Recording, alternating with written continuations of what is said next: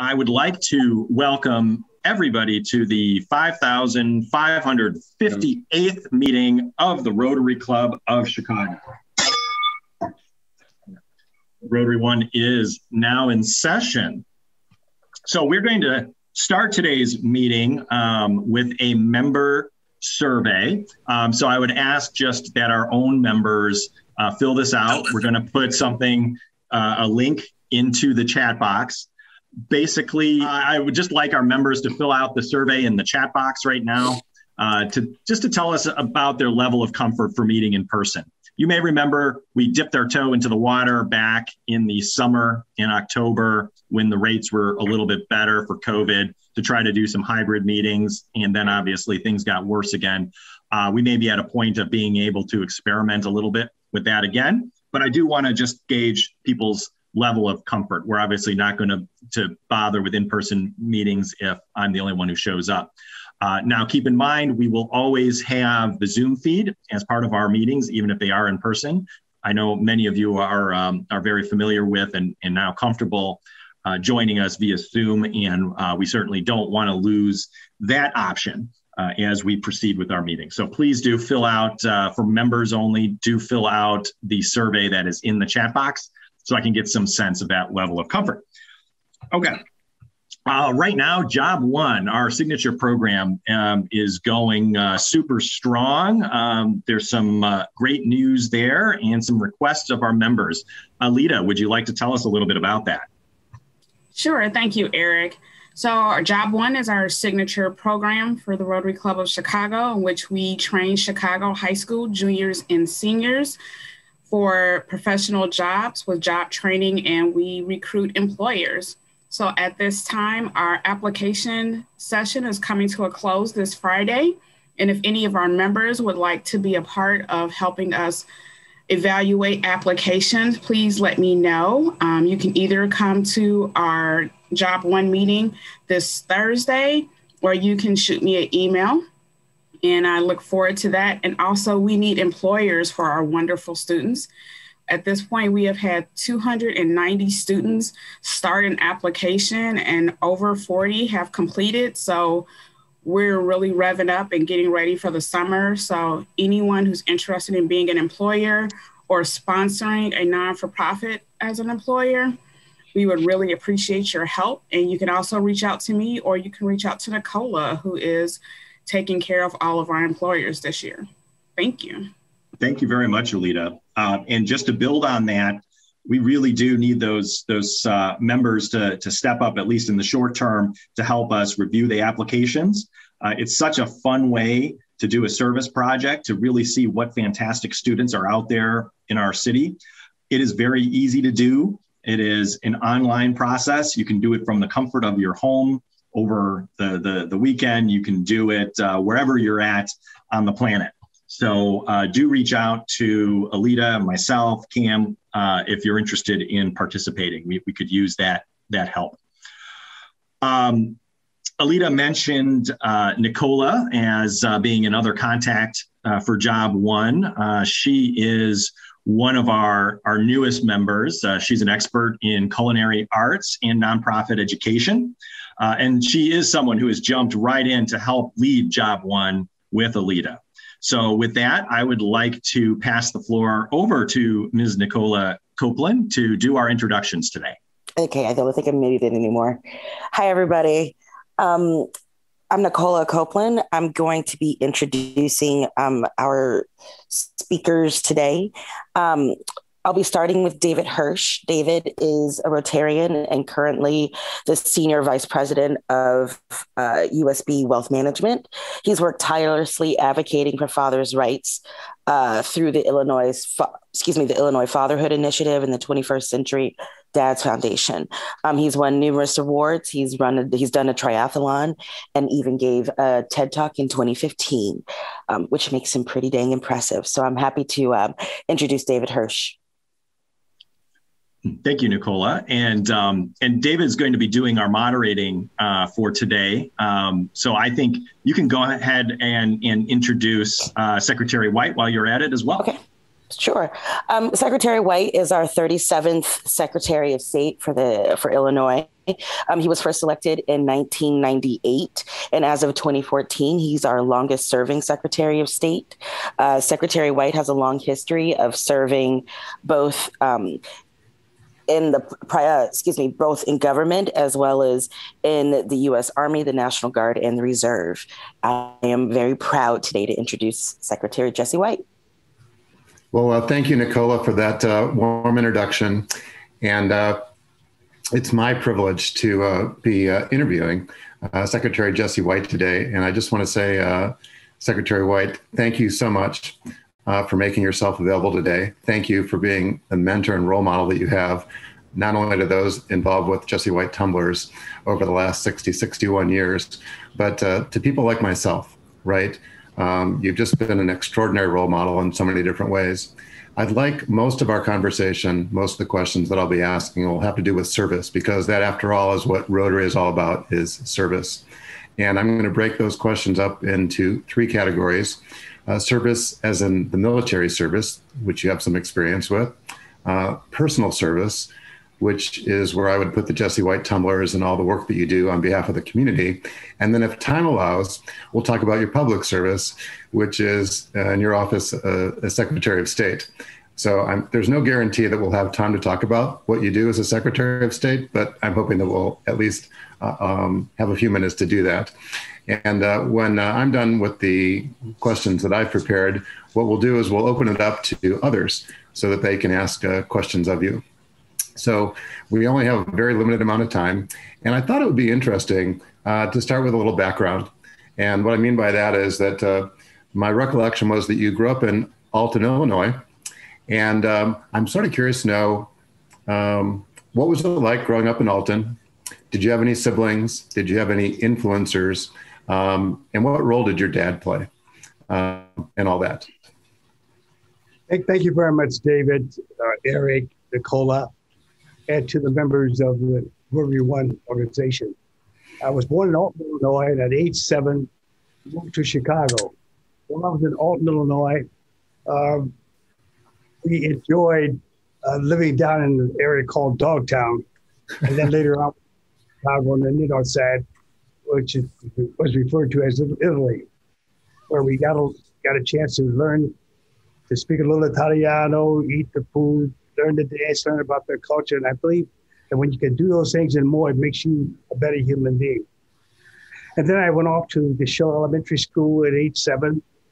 And then from there to Waller High School, which is now Lincoln Park Academy. I played basketball and baseball and played drums in the band and orchestra.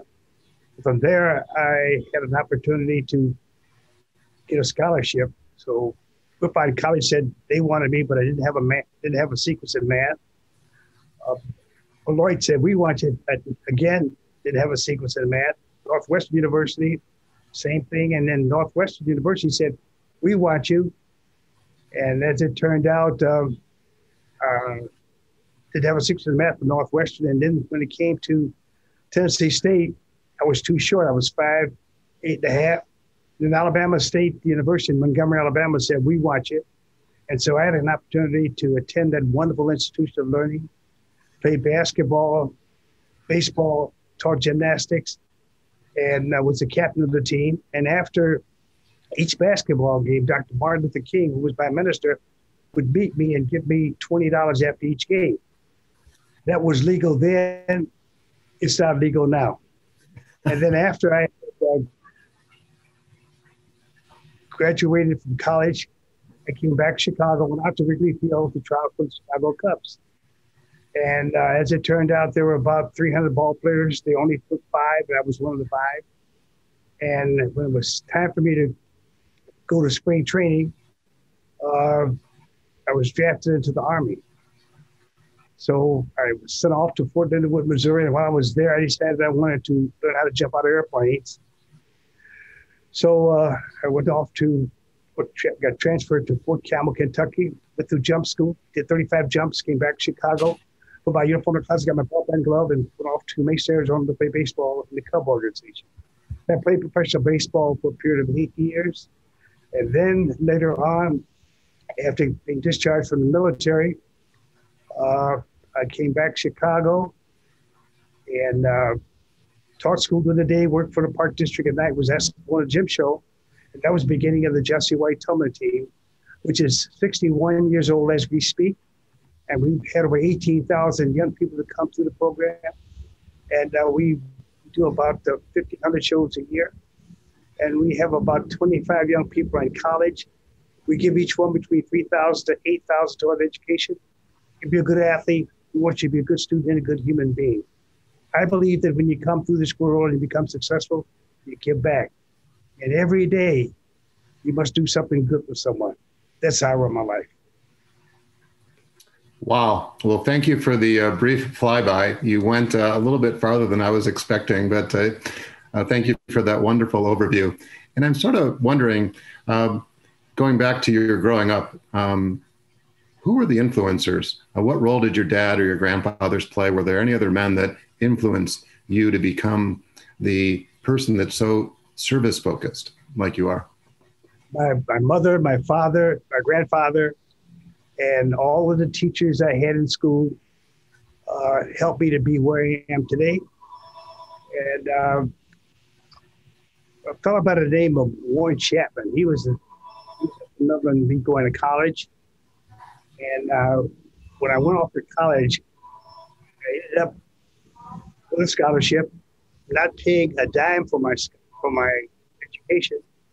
And so when I became a part of the Park District as a physical educator and the Board of Education as a physical education teacher, I put a lot of emphasis upon helping young people to grow tall and straight, remembering and requiring them to put something between their ears every day other than scalp. We're talking about knowledge. And when we do those things and more, society will benefit from it. And so that's how I've lived my life. And I believe that, as I said before, you hit it, you put it back, you must do something good for someone every day. Well, thank you for mentioning that. And I think you sort of glossed over the fact that you did make a reference to the fact that you played for the Chicago Cubs. You didn't make reference to what position you played or what your batting average was. And if you remember some of those statistics, I personally would be curious to know. What was your baseball career like during those 8 years? A wonderful, wonderful experience. As it turned out, I ended up batting about 292. That was my lifetime batting average. And I played minor league baseball, but I ended up playing AAA, which is one step away from the major league. Okay. And I enjoyed playing for Dallas, San Antonio, Salt Lake City, Wenatchee, Washington, Carlsbad, New Mexico. The list goes on and on. I had a wonderful experience playing baseball. But my greatest claim to fame was my basketball. I ended up shooting about 68 points in a high school game at Waller High School. And then when I went off to college, they gave me credit for bringing the jump shot to the South because they had never seen a jump shot before. So I've had a good baseball experience, military experience, and all along the path, someone has raised their hands by giving me a helping hand and helping me and advising me on what I should do in order to become a success in life. And so that's one of the things that I've been able to do with my young people. Teach them that there's this big world, wonderful world out there. And if you are to be a part of it, you have to become better educated, better informed, and you have to have love in your heart for your people. And racial hatred is a non-starter. Never, ever dislike anyone because of race, creed, or color. I should share with you this one story that took place. I had a young lady by the name of Helen Binion. Met her in school, and she asked me to visit with her in Chattanooga, Tennessee. And so I agreed. And she said, "What do you want to see?" I said, "I want to go up to Lookout Mountain." So we got on the cable car, went up to Lookout Mountain, and I decided I wanted to get a drink of water. So I went over to the water fountain and drank, and then this fellow came over and he said, "Boy, don't you know that you're not supposed to drink at that water fountain? Can't you read?" I said, "What are you talking about?" Did you see that sign that says white above the water fountain? And you took it upon yourself to drink? I said, sir, let me show you something. So I went to my wallet, got my driver's license out, and I said, sir, it's Jesse White. That sign says white. And so I think I was proper in my desire to drink from that water fountain. So I had a little fun with him as a result of that. But I also want others to know that I have zero tolerance for racial hatred or anyone who dislikes someone because of how they came to this world, how they spell their name, and their ethnic background. I try to speak about 5 different languages, a little bit here, a little bit there. I believe someone else's language, eat their food, learn their dance, learn about their culture, makes for a good relationship. Yeah, well, thank you for sharing that fun story about being appropriate for drinking out of the white water fountain, if you will, because your last name is White. I'm sure that we could have an entire conversation about race relations and some of the other maybe interesting stories that you've experienced. But on a more serious note, because we're just on the heels of Black History Month, I'm wondering if there are any other experiences that you'd like to relate, whether they're lighthearted like that or more serious with our audience. Well, I'd like to go to how I became involved in the political arena. George Dunn, the former president of Cook County Board, was my committeeman and my friend. And every Monday, we would meet at 945 North State, and we would listen to the problems of the people of the ward. And so one day he said, Jess, I'd like to know if you would seriously consider running for state representative. I said to him, Mr. President, I enjoy knocking on doors, circulating petitions, and helping the candidates who have been endorsed by the party, but I don't think that I would do well being an elected official. He said, I'd like for you to think about it, and next week let me know. And I used to go skiing every weekend up at Schuss Mountain in Macedonia, Michigan. And it was this hill that I could not negotiate, could not go down and be successful. But on this one day, I went down 12 times and didn't fall. So I said, when I got back to Chicago, if I can handle this hill, I can handle the political arena. President Dunn, who's a former president of Cook County Board and the longest serving president in the history of Cook County, I told him that I had decided I was going to take up the challenge of running for state representative. And so he says, great, glad to have you on board. I said, sir, what is the makeup of the district? He says, oh, it's 83% white, 12% black, 5% others. I said, that's like 2 strikes against me and a curveball coming up. He says, no, that's okay. You'll be fine with that. I said, well, give me the boundaries. He said, well, it starts at Fullerton and it goes all the way south to Chicago River. I said, what are the communities that's involved?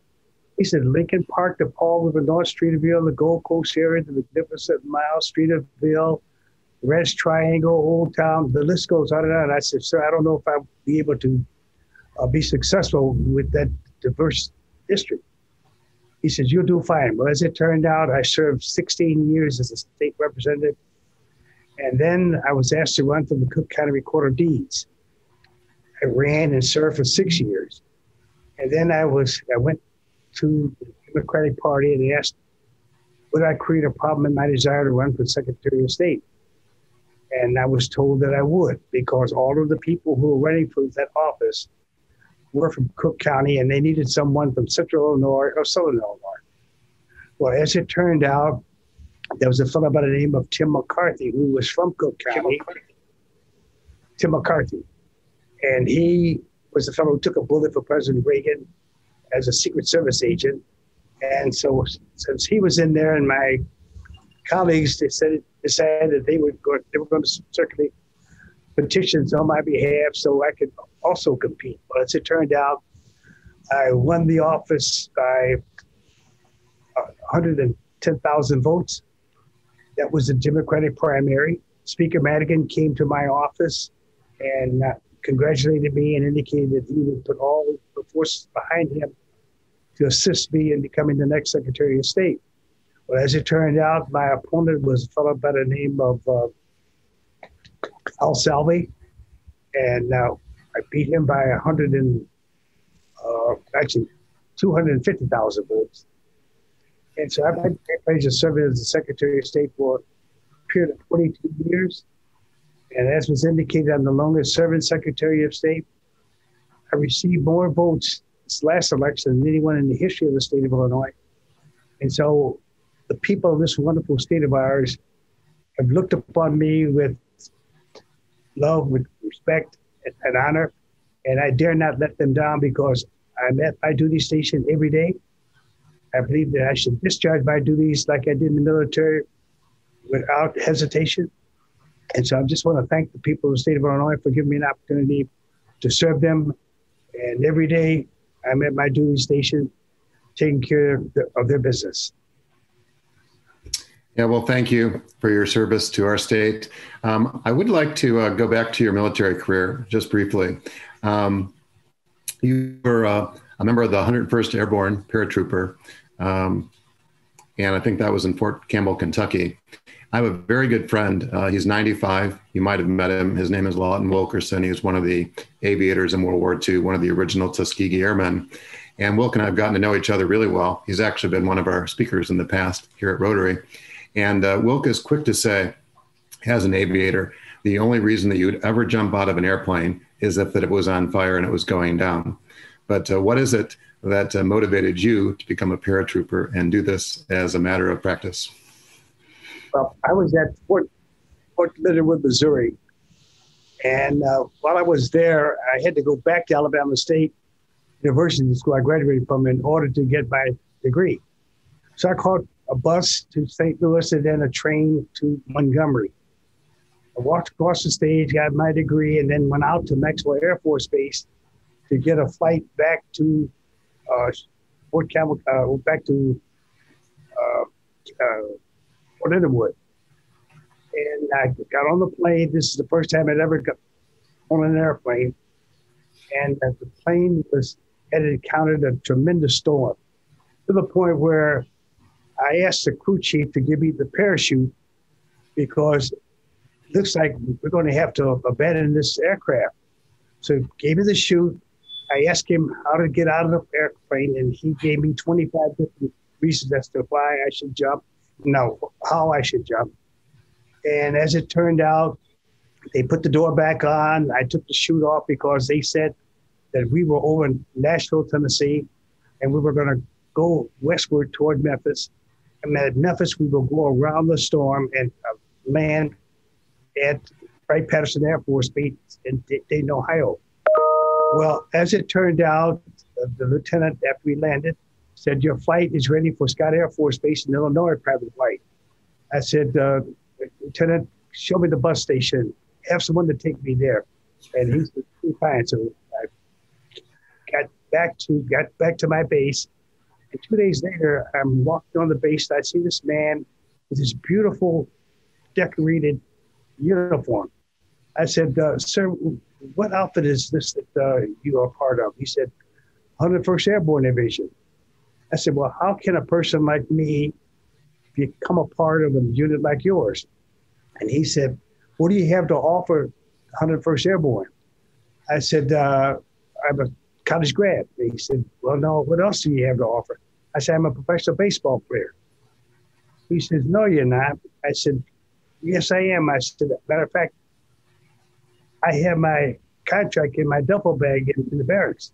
He said, "Let me see your contract." So I ran 3 blocks to my barracks, came back, showed him my contract, and he said, "Lieutenant Flynn would love to have you when you, if you decide you want to become a part of this unit." And so after basic training, I went home and then went down to Fort Campbell, Kentucky, went through jump school, played basketball, baseball. And after I did 35 jumps, and after I was formally discharged from the military, I came back to Chicago, put my uniform in the closet, got my ball, bat, and glove, and flew off to Mesa, Arizona to play professional baseball. So now you know the rest of the story. Thank you for sharing. Very interesting. So let's talk about personal service. We've talked about military service, and the Jesse White tumblers are known not just locally, not just nationally, but internationally. And from what I remember, There are 8 different units. There will be 1,500 or so performances that the Jesse White Tumblers will do this year. And you've influenced or impacted something on the order of 18,000 youth over these 61 years now. And I'm sort of curious, what was the original vision when you first created that team, the original Jesse White Tumbler team? And how has that evolved? Yes, well, I was a physical educator at the Rockwell Garden Fieldhouse, which is a part of the Chicago Park District. And my supervisor asked me to put on a gym show. And from that one gym show came the Jesse White tumbling team. The parents came over to the park and they asked me to seriously consider continuing on with the program. And I indicated that was the responsibility of the Park District for me to put on the show. And I am done with it. That's it. And they indicated that I've saved a lot of lives. A lot of kids come over to see me to be a part of my program. And you could save a lot of lives if people would continue. So based on the urging of the parents, I continued on with the program. We are going into our 61st year. And last year we enjoyed 60 years. And we also have several components that make up the team. We have a scholarship program where we have 18 young people. We give them $3,000 to $8,000 a year for them to become better educated, better informed. And then we have the tumbling team, and we also have the trunk party. And Rotary One has been deeply involved with the success of this wonderful program, where every July we give out to about 550 young people the supplies they need in order to become successful in college. And we leave the scholarship part up to the parents.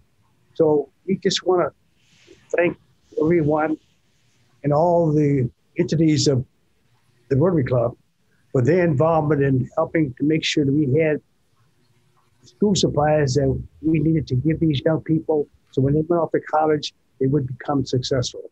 So 2 thumbs up for Rotary and all of its members. Yeah, well, thank you. We're happy to support you. It's amazing what you've been able to do now in its 61st year. And it's just extraordinary, right? The number of lives that you've impacted directly and indirectly. And anybody who hasn't seen the Jesse White Tumblers is in for a real treat. So let's, in the last portion of my Q&A with you, talk a little bit about public service. And we don't need to go into all the things that you do as Secretary of State, but it's not lost on me that you're the longest serving Secretary of State, I believe, not only in Illinois, but around the country. You're 86 years old. And holding. People, I'm sorry? I'm holding. We'd like to think oldie but goodie. People have been asking me, when am I retiring? I'm just 60 years old, and I've adopted telling them that I'm going to work until I'm 91. There's actually precedent for some advisors making it to 90. But with all seriousness, have you thought about retiring as opposed to continuing doing what you're doing? What would you do if you retired anyway? Well, on 2 occasions, I indicated I would not run for re-election as Secretary of State. And each time I was drafted or I was encouraged. 2022 will be the end of my tour duty as the Secretary of State. And I'm going to continue to work with the Tumblers until good Lord happened to call upon me. So I enjoy working with young people because these young people are going to help run this great country of ours. It's important for us to do all we can to help them to go tall and straight. It's important for us to make sure that we put something between their ears every day other than scalp. We're talking about knowledge, and that will carry them far. And teach these young people to love their fellow man and woman and never, ever dislike anyone because of race, creed, or color. So with that, I also believe that every day you must do something good for someone. That's how I run my life.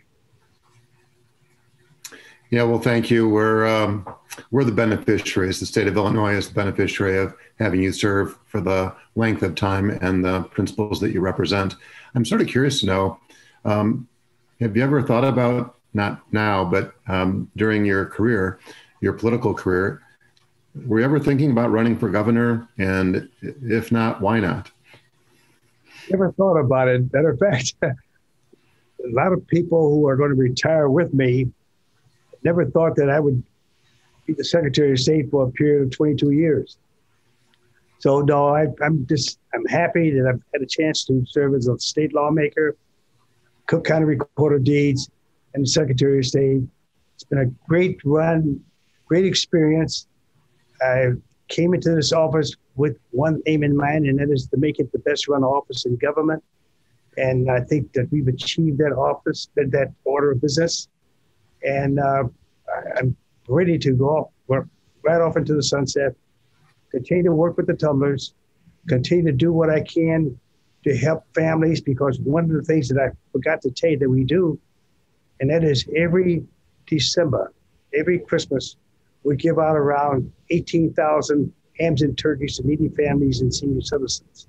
And then, of course, during the summer, we do about 550 young people with school supplies.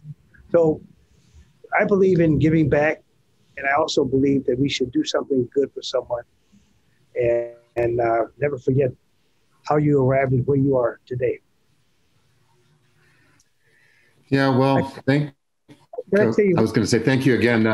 I'll just wrap this part of the program up by saying a lot of people have thought that they wanted to be like Mike, referring to Michael Jordan, right? They've looked up to him as their role model, and nothing against Michael Jordan, no disparagement intended. But from my perspective, I think that I would rather be more like Jesse. And I'm hoping that more young people would say the same thing, that you're one of those role models, not only as a husband and as a father, but somebody who's served in the military, somebody who's made an extraordinary difference in the life of youth in our community. And you've also been a public servant. So I just want to say from the bottom of my heart, as a native Illinoisan, Chicagoan, thank you for the service to our country. Thank you for the service to our state. And thank you for the role model that you are to so many people. And I'd like to turn this back over to Eric, who will handle the overall Q&A from our audience. Thank you, David. Thank you very much, David. And I completely agree with that sentiment, and I know our members do as well. We do have a couple of questions, Mr. Secretary, from the audience here that I'm just going to read off to you. We'll start with a sports-related question. In your sports career, what professional athlete that you met had the biggest impact on your future? Well, my father, for one, he was a professional softball player, and he encouraged me to play baseball. Ernie Banks, probably Von Sano, another one. Billy Williams, the most popular ones that I think of. And how did those guys impact you? How did they influence you? Besides your father influencing you to play baseball? We would play baseball. We'll have spring training in Mesa, Arizona. And after the game, after we had finished our practice session, we would convene over at a restaurant. And they would sit down and talk with us about life as a professional athlete and help us to dig within and come up with more than we think we have when it comes to being a success on the baseball field. So those three gentlemen, I hold in high esteem. But then I have some individuals who are no longer with us, like George Dunn, as I said before, Warren Chapman, Fred Ross, the list goes on and on. Russ Chappell, a basketball coach at Waller High School, or Lincoln Park right now. The list goes on and on as to how the names of the people who have helped me to be where I am today. And I've never forgotten it, and that's why I've been involved. Oh, thank you. Thank you. And, well, and those are all some very impressive names as well that you listed there. For folks in our audience, if you have questions, please do put them in the chat box. We have another question from one of our members. In your capacity as Secretary of State, what keeps you up at night? I go to bed at 2 o'clock every night. I get up at 6 o'clock every morning, 7 days a week. I spend time trying to figure out how can I improve my delivery of services as a Secretary of State. That's in the area of my duty, my job. And I also think about what can I do to help improve the quality of life of these young people who are a part of our society. Those are the things that I think about the most, because I'm concerned about the future of this country. And I'm also concerned about the delivery of services to the people of the state of Illinois. And I want to go down in history of being the best Secretary of State that the state has ever enjoyed. I don't want people to be lined up around the corner. And I don't want people to come over to the facility and be spoken to in a disrespectful manner. I just want to be better than the person before me or the people before me. Well, thank you very much for that. And I think, again, as David said, we all very much appreciate that attitude and those goals, and we see the outcome of that. We actually have an important comment now, not so much a question. And actually, I want to pass the floor over to our community service co-chair, Sarah Buck. Sarah, the floor is yours for your announcement. Well, good afternoon. Good afternoon. My name is Sarah Buck, and I am co-chair of the Community Service Committee with Wes Westerfield. As an aside, I am also a professor at Chicago State University, and I currently have a student who is a former Jesse White tumbler. That's very exciting. Well, to the point, Rotary One and the Community Service Committee has a long-standing partnership with the Jesse White Trunk Party event. And I am pleased to report that we will be a sponsoring partner once again this year. The committee has approved $4,000 to be dedicated to the event, which provides new incoming freshmen with a laundry list of items for their dorm. The event also provides numerous volunteer opportunities for Rotarians, which we take full advantage of. So we look forward to partnering and participating in this year's Jesse White Trunk Party once again. Thank you very much. Please convey my gratitude to all people involved. That's wonderful. Well, it's our honor to continuously be able to team with you, Secretary White, on all of the great things you do through the Jesse White Foundation. I know last year was a challenge because of COVID, and this year obviously we'll still have some lingering effects of COVID. But we want it to be a success, and we'll make sure it's a success again this year. Working with you guys. Thank you, Mr. President. And so with that, I'm going to wrap up the Q&A, and I want to present to you, Mr. Secretary, a very small token of our appreciation. It's a candle that we give all of our speakers, and the candle in typical Rotary One fashion helps to support our community. Basically, the proceeds from these candles support an organization called Bright Endeavors and their mission to empower young moms by providing transitional jobs and professional skills training. So that obviously helps those moms, but it also supports their kids, supports the community. I think that's particularly poignant as we celebrate International Women's Day this week as well. So we'll get one of these in the mail to you right away, Mr. Secretary. Thank you, Mr. President. So thanks again so much for being with us today. David, thank you for your great job moderating as always.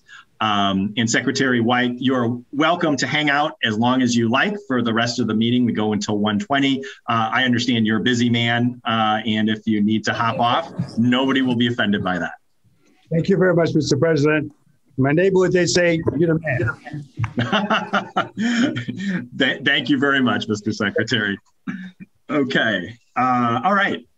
So we will move on to the next part of our program. Before we get to the introduction of guests, I do want to make sure that we have a minute here to slip in our thought of the day. And today, doing our thought of the day is going to be Mr. Mark Shore. Mark, the floor is yours. Thank you. First of all, let me say I apologize for being late. I think the thought of the day was supposed to be at the beginning of the meeting, and I had trouble getting on Zoom. So I apologize for that. You know, my thought of the day really, before when I was asked to do this, I did some reading up on Jesse White. And we all think of him in terms of the tumblers, his service, and it's very important. But I want to remind everybody that when you look at the election results, which I looked at, Jesse White has not just won every election, he's just dominated. There was, 69% he got in one election. One election back in the early 2000s, he won all 102 counties in the state of Illinois. And, remember, we've gone back and forth with Republican governors, Democratic governors. This state is not dominated that way in most offices, but Jesse White was. And why is that? The fact is, it's because people do recognize his service. People do recognize his commitment to the community. People do recognize that even if they don't agree with him politically, that he is going to be coming from a place making the right decisions. And it made me think about where we're at politically now when we can't agree on anything. And there's this horrible divide. And there is this, we have a lot of politicians that will say or do anything as long as they're trashing the other side, creating divisiveness. And I thought, my thought of the day is when we're making our political choices, when we are drafting people to run to politics, when we're looking for leadership, let's start with the people who are devoted to service. Let's look at what they've done before entering politics to try to make people's lives better, because that's darn well an indication, if they have done that they're going to be dedicated to making people's lives better as politicians. And they're not going to be quick to engage in the horrible personal attacks and to do anything they can to maintain power, because power will be something that they're trying to use to continue with exactly what they were doing, service above self. So that's my thought of the day. That's perfect. Thank you, Mark. Perfectly timed for today's program, for today's guests, and definitely words to live by. Thank you so much. Now we're going to do the introduction of our guests as we do every week. So I will run through the names in order on my participant list. And if you can just tell us your name, tell us what you do, and if you are a Rotarian, tell us what club you're with. So I'm going to start with Mr. Randy Pote. Randy, welcome back. Good morning. Thank you. I absolutely love Tuesday mornings in Lancaster, California, and joining your club. I sent a couple photos of me with your mask on. I'm a member of Las Vegas One, WLN, for Opportunity Networks. Attended your club in May of 2016 as the sitting governor for District 5300. You guys are awesome. What a great, great club. Take care, all. Thank you so much, Randy. We'll look for that photo with the mask on, and we'll be sure to share that with our members. Thank you. Let's see. I see in Alina's iPhone. Alina, would you like to introduce yourself? Hello, everybody. It's a huge honor for me to attend your meeting today. I represent District 2241, Romania and Republic of Moldova. An hour earlier, I had a meeting with my colleagues. I am based in Chicago as a resident here, but I am an e-member club in Rotary Craiova. I listened to Mr. Secretary Jesse White with emotions because his speech and his activity, it's a call to action for all the young people. It's a big pleasure to be with you today. I wish you all good luck in all the good things what you are doing serving the world. Well, thank you, Alina, and thank you for all that you do as a Rotarian as well. Thanks for joining us today, and feel free to join us anytime. Thank you. Our next guest is Adekunle Adebayo. Adekunle, could you please introduce yourself to the membership? I'm past President Adekunle Adebayo from Rotary Club of Ota, Nigeria, District 9110. I'm living in Chicago. I want to join your club. I'm a nurse. Thank you. Well, thank you very much. Thanks for joining us today. And feel free to join us anytime, and we can certainly connect afterwards as well if you're interested in perhaps joining our club. Next guest on my list is Shada Calderwood. Shada, could you please introduce yourself to the members? I think you're on mute, Shada. How is that now? Perfect. Okay. Thank you for inviting me. I'm really honored to be here. I'm born and raised in Istanbul, Turkey, and lived in London, now living in Chicago, Lincoln Park, married with a 10-year-old son. I have a corporate career in starting with, Sears Holdings, but last month I actually opened my own entity, Calderwood Financial Services, serves as an all-state agency. So my mission in life is really make an impact locally and globally as well. That's how I'm raising my son, get rid of the borders wherever we can help. I think, one thing that COVID brought to more awareness of the, making it really important with the globally for us. So I would love to be a part of the Rotary One and help support my time wherever I need it. I'm also a member of NAWBO, National Association of Women Business Owners. So, obviously it was the National Women's Day. So I congratulate everybody here that's part of that too. Well, thank you very much, Shada. You sound exactly like the perfect Rotarian to me. So we look forward to seeing you again in the future. And if you have any questions about becoming a member of Rotary One, just let myself or our membership director, Laura Inns, know. Will do. Thank you. You bet. And I think if I'm not confusing the organizations, we have a program coming up at the beginning of April, our annual Women of the Year event, which is always a major event for our club. And I believe our keynote speaker is the head of the organization that you just mentioned. So very good. I also see, past District Governor Osei. Osei, would you like to introduce yourself to the group? Thank you, President Eric, and it's an honor to be here again with Rotary One. As all you on the club know, I'm a member here in the district, Rotary Club of Chicago Southeast, and served as the governor for the birthplace district here in District 6450 in 2015-16. I'm honored to be here and honored to hear our Secretary of State, Jesse White, who is a friend, a mentor, and has become a great supporter of Rotary, loves Rotary to death. Pretty much in part because of the work of Rotary Club of Chicago. So, and I got to meet him, and we've been able to also work in the district and around the state as a result of his work. So I'm just glad to be here. Thanks a lot, Eric. Thank you, Osei. Always great to see you. All right. Did I miss any guests today?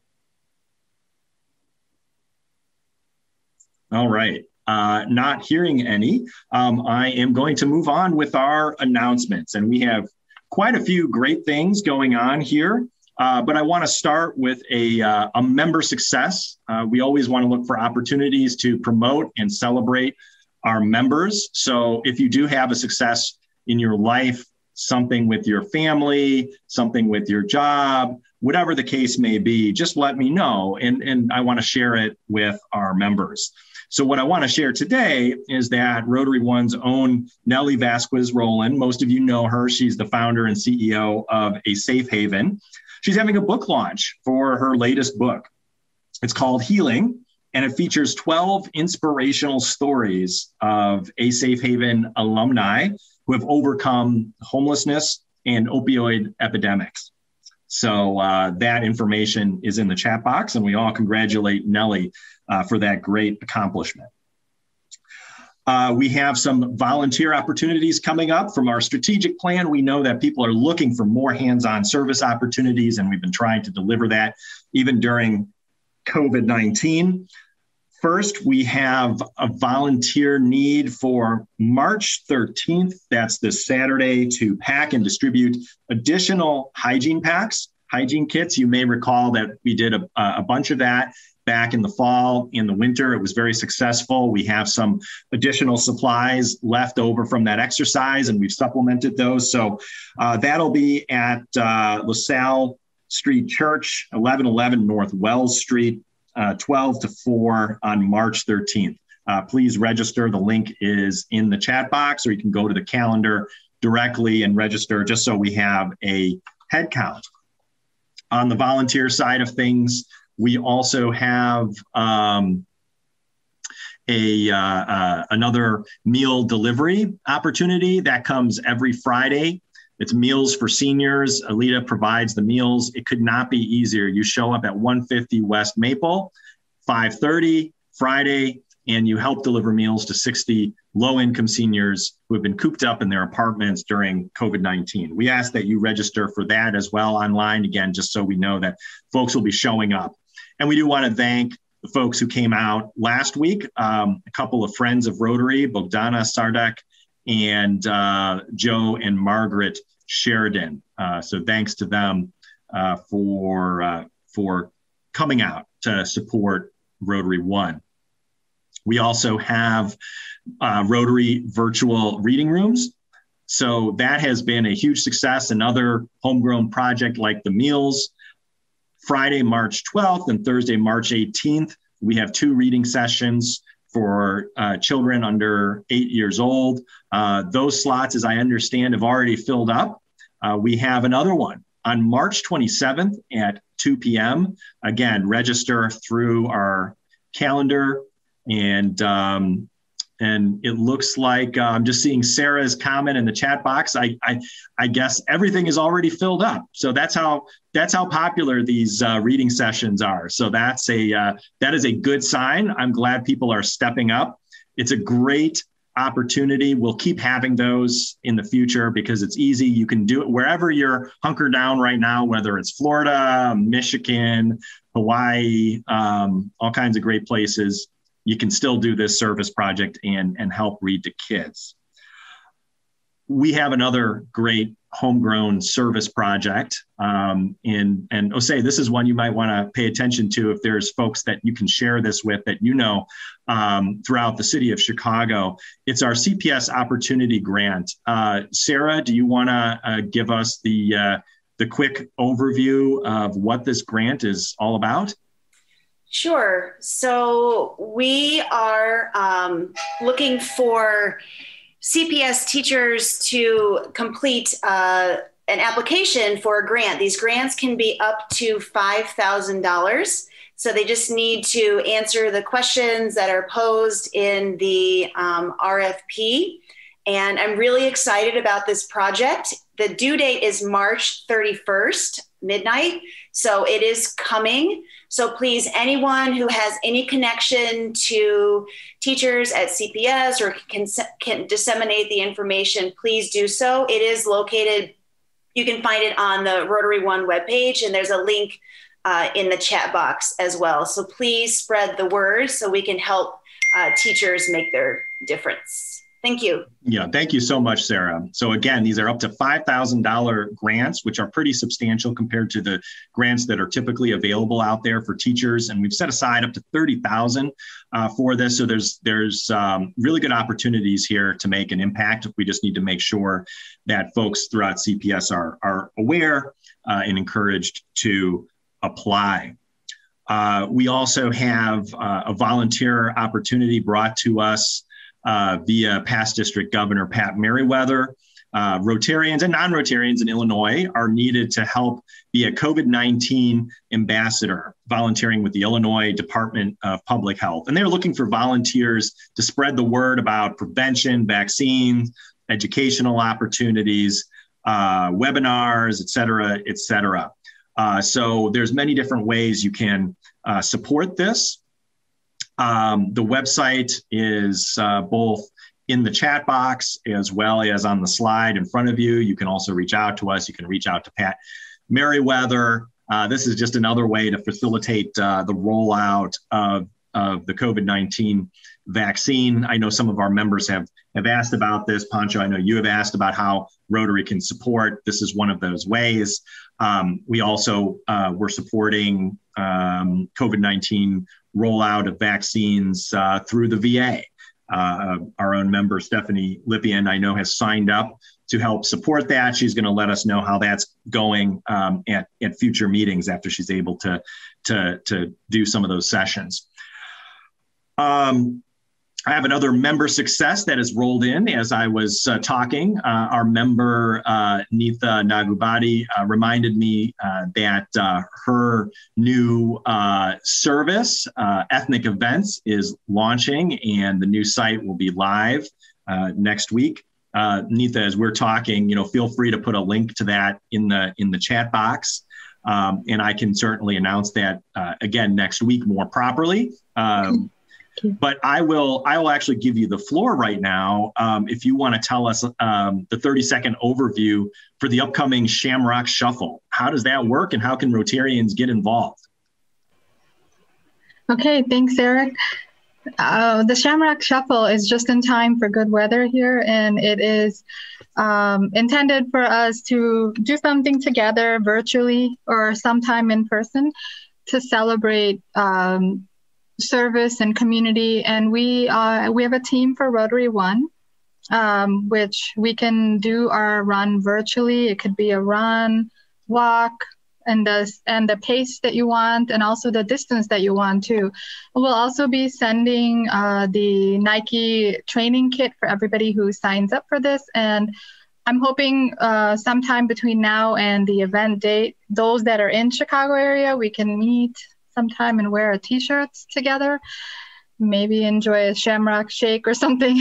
But actually you can do it from anywhere. And between March 19th and March 21st, that's when the virtual races are, 8K, 2 mile or a mile. And it's a really wonderful community celebration. You'll get a nice kit with this too, the shirt and some other Shamrock Shuffle goodies. So awesome. Hope you join. I'm signed up. I'll be walking in Florida. See, there you go. Thank right? you. Yes. You don't even have to be local. You can also do a virtual Zoom walk if anybody wants to. That'd be fun. Sounds great. Thank you very much, Neetha. I signed up as well, and I don't even like running. So I'm walking. I can't you'll be run, walking, but I'm right? walking. Yeah, exactly. Well, very good. Thank you, Neetha. We have also a couple of things that I know I've talked about before. I just want to remind our members that we recognize some of the challenges going on during COVID, particularly financial challenges. Our most important thing is to make sure that you, our members, are doing all right. And we want you to stay as members of the Rotary Club of Chicago. We don't want financial concerns to get in the way of that. We have some member relief policies in place. If you are having any challenges paying your dues, do reach out to myself, to Ed, to Karen, any of us, and we can talk to you about what some of these opportunities look like, what some of these options look like. And we just want to make sure you stay as a member of Rotary One.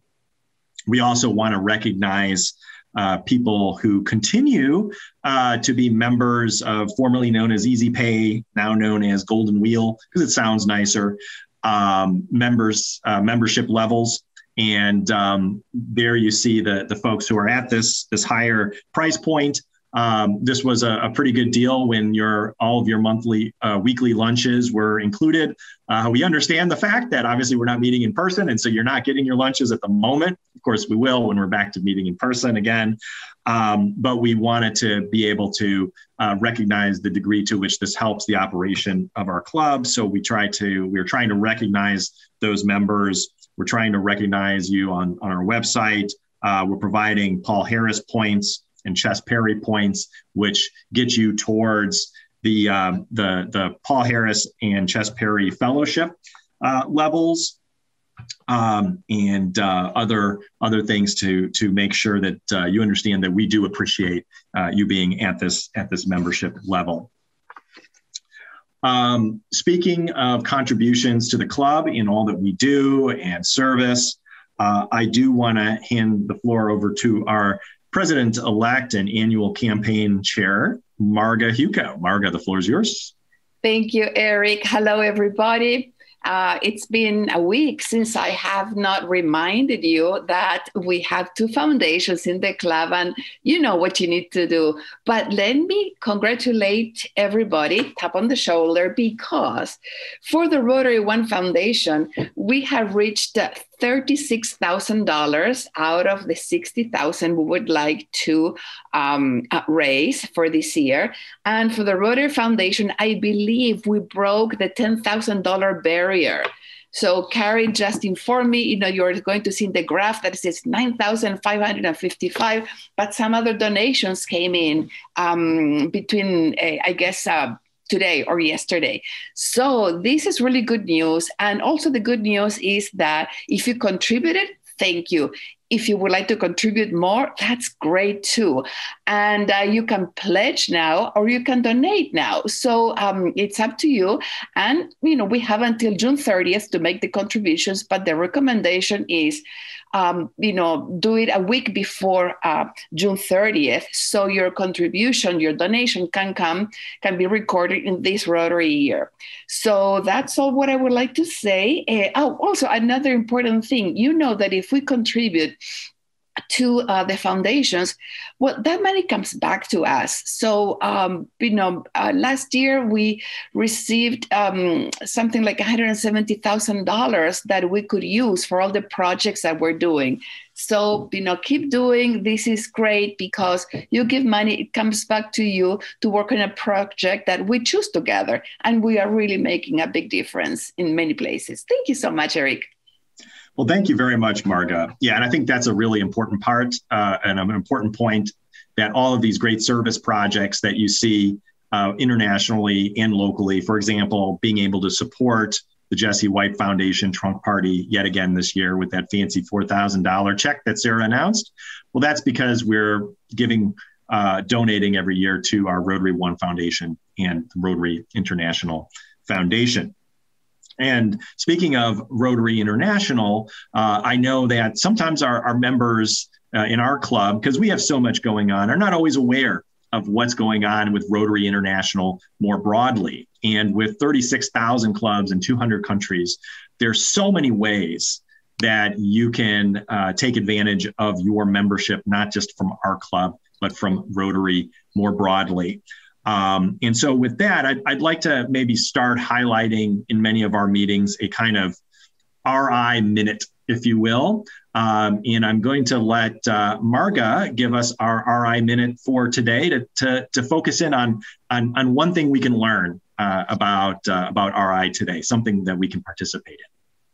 Well, Eric, thank you so much. That is a huge challenge. So I have to tell you in 1 minute all the fabulous things you can get involved in Rotary. So Rotary action groups. they are groups of Rotarians with an expertise or a dedication to a particular area that can be water and sanitation or literacy or addiction prevention or mental health or economic development and or the environment. That rag is getting a lot of buzz now because the environment is the 7th area of focus of Rotary International. So if you are interested in a particular area, there is a link that I believe Tambra is going to be posting in the chat. Take a look and read about them, because anybody that is a Rotarian can join, not only to learn what they do, but to offer your expertise. And you're going to meet with people who have an affinity of what you would like to offer. So, there is also the newest rag that has been approved a few days ago, and it is the Rotary, and coinciding with International Women's Day, it is the Rotary Action Group for Menstrual Hygiene, and it is very important because the next president has going to spend a lot of his energy in empowering young girls. And one of the things that are fundamental for education is a place where girls can be private and take care of themselves when they reach puberty. So, and that is the reason why many of them leave school, because there are no bathrooms in millions of schools all over the world. So we can make an impact of it. Natalie Loma participated in a great conversation last Saturday, and you can ask Natalie what she thought about it and what are the people that she met. So Eric, thank you. This is more than 1 minute, but you know what? Okay. It's okay. I didn't turn on my stopwatch, actually. Okay, so we'll just say it was 1 minute. Thank you, Marga. No, that's really great. That's really helpful. And again, thanks for highlighting that particular Rotary Action Group on menstrual hygiene. Very poignant and appropriate for International Women's Day and all that Rotary International is doing on that front. There are a few other things I want to point out about how you can get involved. You heard Randy earlier talk about his great Rotary One mask. I know many of you have one already. Many guests have ordered them and they sport them all around the world, promoting the Rotary Club of Chicago. So each mask is $20. Although if you show up to a volunteer event, I'll give you one for free. But they're $20 and that goes to support our COVID relief activities. And they're also made by our very own member, Natalie Loma. There are a couple events coming up as well at the district level, some training. We have district grants training March 24th and March 30th, and global grants management April 17th. These, if they're not already up there, will be added to our calendar. They're also on the district website. They're in the Gyrator newsletter. And of course, we have folks who are directly involved in that going to the training. But for others who are interested in learning more about how our district grants work, about how global grants work, it's an education. Trust me, there's a lot to know there. There's a lot to be done. But these are really powerful tools that we use within our club, within any Rotary club, to help really get stuff done, to get big projects done. Andrew Dykins, who I think was on the call, maybe still on the call with us today, leading a huge global grant over in Senegal on HPV vaccines, wouldn't be possible without knowing how to put together and administer a global grant. We have, as always, our upcoming meetings, our committee meetings, international service, Job One, PR marketing, community service, and of course the board meeting, first Tuesday of every month. We invite anybody who's a member of the club to participate in these committees. Even if you're not a member, you can certainly sit in just to see how things get done in the club, learn how the business of the club is done. I think it's educational. It's also a good way to get engaged and find ways to help out. We have our reinstated roundtables. The roundtables are back in session here. We have every Friday at noon, between noon to 12:30. Show up at the Union League Club, go to the 4th floor. There's a table reserved there. You're sure to meet a few other Rotarians. The Union League Club does a very good job of keeping things safe from a COVID perspective. And it's a nice casual way to meet some of your other Rotarians. March 16th, we have former Secretary of Education, Arnie Duncan. That should be a great program. We're actually anticipating a large contingent to join us from Serbia, actually, for that meeting. The district out there, Serbia and Montenegro, is organizing their members to kind of join in sort of jointly with our meeting to be able to participate. And they'll talk a little bit about what they do out in their district in Serbia. So that actually will be interesting. And of course, Arnie Duncan is going to be interesting. And he's doing so much here in the city of Chicago to help with conflict resolution and to help many parts of this city. March 23rd, we have our club assembly. You'll get an update on how our strategic plan is progressing through the year. Now is the time in our program where we go through the 4-way test. Alina, if you're still on as an international member, Rotarian, if you like, would you like to read the 4-way test for us today? You just have to read what's on the screen here, if you're still there. I am here. Let me see. So the 4-way test of the things we think, say, or do. First, it is the truth. The second, it is fair for all connected. Third, will it build goodwill and better friendship? And the fourth one, will it be beneficial to all connected? Thank you so much, Alina. Thanks for joining us today. Thanks to all of our guests and members who tuned in for the Secretary of State. And with that, meeting adjourned.